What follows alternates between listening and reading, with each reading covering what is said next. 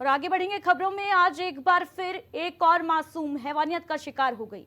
कानपुर में 4 साल की मासूम के साथ जो दरिंदगी हुई उसकी खबर तो आप तक पहुंच चुकी होगी, लेकिन ये कोई नया मामला नहीं है। कभी दिल्ली, कभी लखनऊ, कभी कानपुर, सिर्फ शहर का नाम बदलता है, जगह का नाम बदलता है, लेकिन गुनाह एक सा होता है। और 2.5 साल की गुड़िया से लेकर 65 साल की बुजुर्ग महिला तक आए दिन कोई ना कोई बच्ची, कोई ना कोई युवती, कोई ना कोई महिला इन पापी वहशी दरिंदों की दरिंदगी का शिकार हो रही है।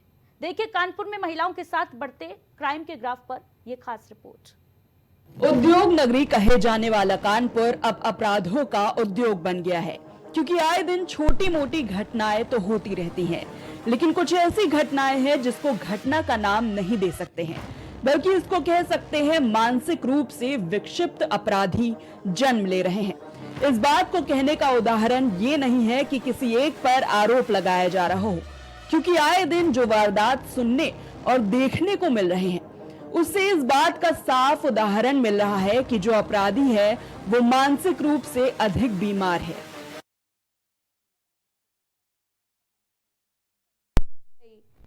6 साल की बच्ची के साथ रेप की वारदात सामने आई। आज सुनसान इलाके में 6 वर्षीय मासूम को शिकार बनाया हैवानियत का और बच्ची ने शोर किया तो ईंटे से उसका सिर कुचला गया। इससे पहले 8 साल की बच्ची के साथ दुष्कर्म की वारदात भी सामने आई थी कल्याणपुर इलाके से कानपुर के, जहां पर 8 साल की मासूम बच्ची हवस का शिकार बनी और आरोपी 27 वर्षीय चौकीदार निकला।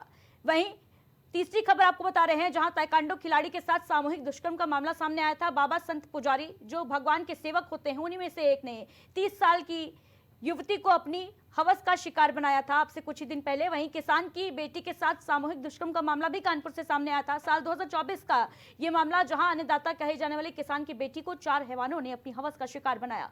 तो उद्योग नगरी किस तरीके से अपराध की नगरी बन रही है, ये आपको बता रहे हैं। 5वीं खबर देखिए, जहां 80 साल की बुजुर्ग महिला के साथ दुष्कर्म की वारदात सामने आई और महिला को हवस का शिकार बनाया गया। तो कानपुर में बढ़ता जा रहा है क्राइम का ग्राफ। 6ठी खबर देखिए, जहां पुलिस कांस्टेबल के साथ पड़ोसी द्वारा दुष्कर्म किया गया। देश की रक्षा करने वाली महिला कांस्टेबल को लिफ्ट देने के बहाने हवस का शिकार बनाया गया।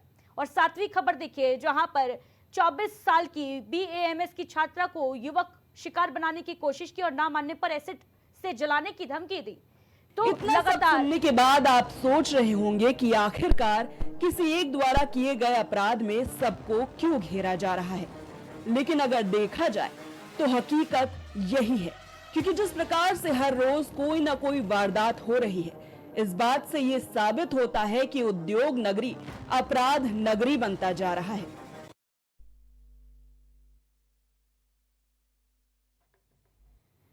तो आपको हम बता रहे हैं कि किस तरीके से कानपुर में जो क्राइम का ग्राफ है, महिलाओं के खिलाफ अपराध का जो ग्राफ है, वो किस तरीके से तेजी से बढ़ रहा है। कभी 6 साल की मासूम इसका शिकार बन रही है, कभी 80 साल की बुजुर्ग महिला, और आज एक बार फिर एक बच्ची के साथ दुष्कर्म की वारदात सामने आई, जहां पर जब बच्ची ने विरोध किया तो ईंट से उसका सिर भी कुचला गया। बच्ची गंभीर हालत में अस्पताल में भर्ती है।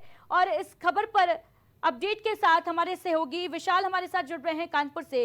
विशाल, सबसे पहले तो आपसे जानना चाहेंगे कि क्या कुछ अपडेट है, अभी बच्ची की जो हालत है वो कैसी है, क्या जानकारी इसको लेकर मिल रही है। विशाल, बच्ची की हालत अभी भी नाजुक बनी हुई है। डॉक्टरों का पैनल उसका पूरा देख रेख में नाजुक उसकी देख रेख की जा रही है और उसकी हालत अभी भी नाजुक बनी हुई है। विशाल, जिस तरीके से हम लगातार बात कर रहे हैं कि कानपुर में जो अपराध है उसका ग्राफ बढ़ता जा रहा है, महिलाओं के खिलाफ खासतौर से जो अपराध हैं उनमें वृद्धि देखने को मिली है। बीते दिन की घटनाओं की अगर बात की जाए तो कहीं 8 साल की मासूम इससे पहले हैवानों का शिकार बनी, कहीं 80 साल की बुजुर्ग महिला। क्या लगता है, क्या जो पुलिस प्रशासन है वो फेल हो रहा है? क्या बच्चों की सुरक्षा जो है वो सुनिश्चित नहीं कर पा रही है पुलिस?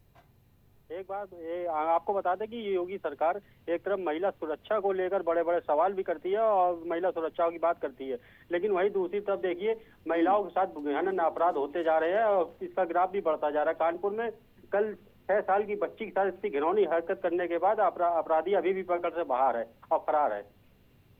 तमाम जानकारी के लिए बहुत बहुत शुक्रिया आपका विशाल।